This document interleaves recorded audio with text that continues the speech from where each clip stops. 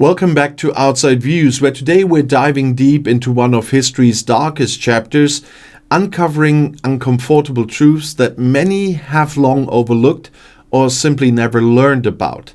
That's the harrowing question of whether British colonists committed genocide against Indigenous Australians. And this is a very sensitive topic to some people, so please think before you press enter after writing a comment. This is a topic I wanted to talk about because there were some recent findings we will talk about in this video, but it's an important topic to discuss. I will give you two sides of the story, but I really ask you to be well behaved when dealing with a topic like this and leave populism out here. On this video, I will really put strong emphasis on behavior and respect. And although I usually do not delete comments, usually it's YouTube. In this case, I will if necessary. But let's get back into the topic with the dignity it deserves. The recent findings of Australia's first formal truth-telling inquiry, the Yoorrook Justice Commission, established in 2021, have brought to light disturbing evidence of systematic violence and atrocities perpetrated against the Aboriginal populations of Victoria following British colonisation in the early 1830s.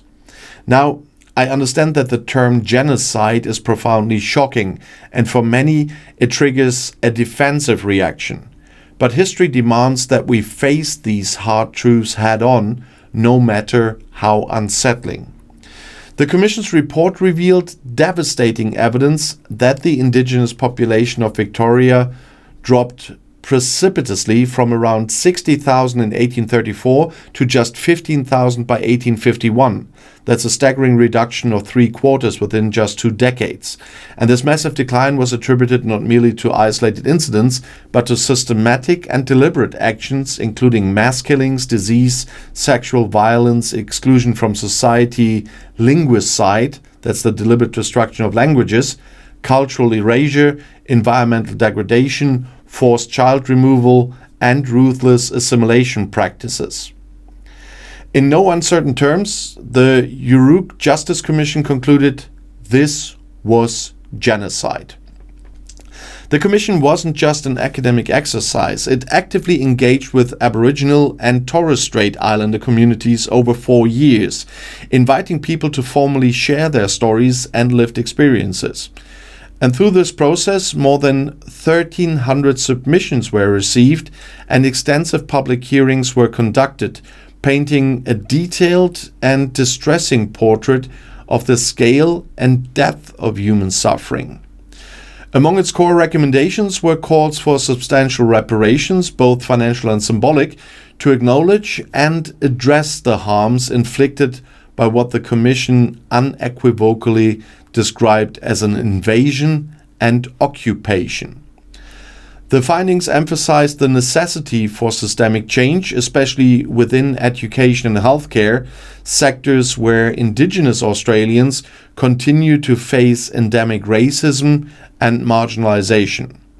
For example, the report strongly advocated for an overhaul of the education system to genuinely integrate Indigenous perspectives and histories, addressing long-standing cultural ignorance and misinformation. Moreover, a public apology was urged specifically to acknowledge Aboriginal soldiers who fought in both world wars but were shamefully excluded from land grants given to returning soldiers, a glaring injustice that's long overdue for recognition.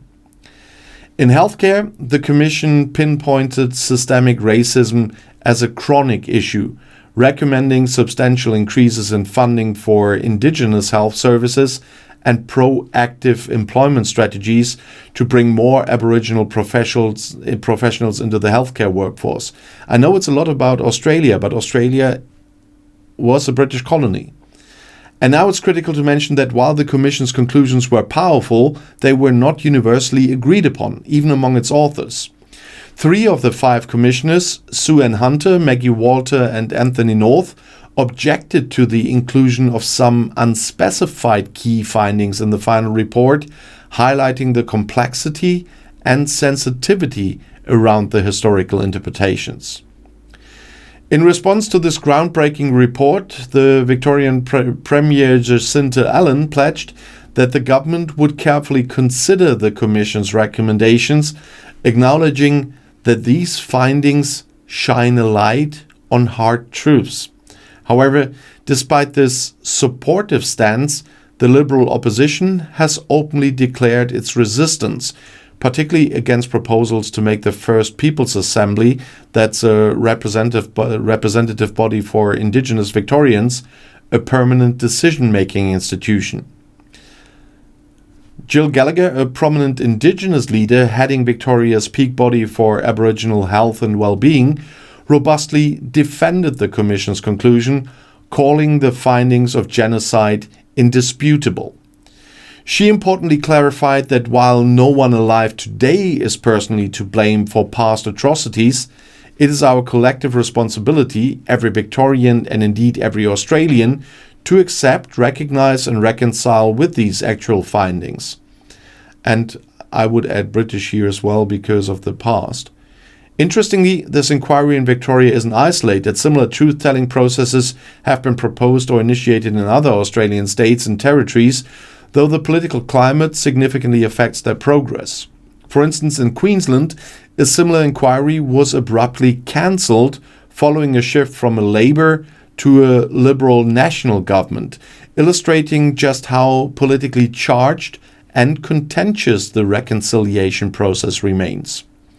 Indeed, the broader national dialogue about recognizing Australia's traditional owners continues to be fiercely debated, notably highlighted by the failed referendum in October 2023, where Australians rejected a constitutional change intended to create an Aboriginal and Torres Strait Islander voice, a national advisory body aimed at giving Indigenous Australians a say in laws affecting their communities. This rejection underscores the deep divisions and complexities that still dominate Australia's journey toward reconciliation.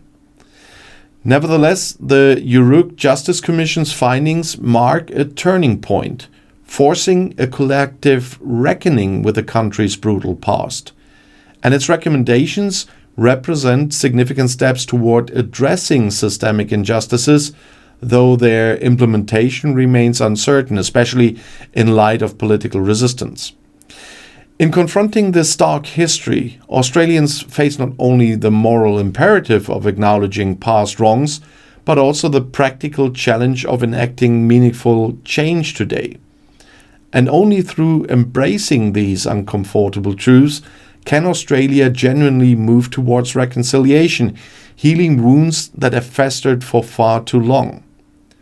So thank you for joining me on this dive here, and I'm really interested in the comments what you think about this, but remember, with dignity. And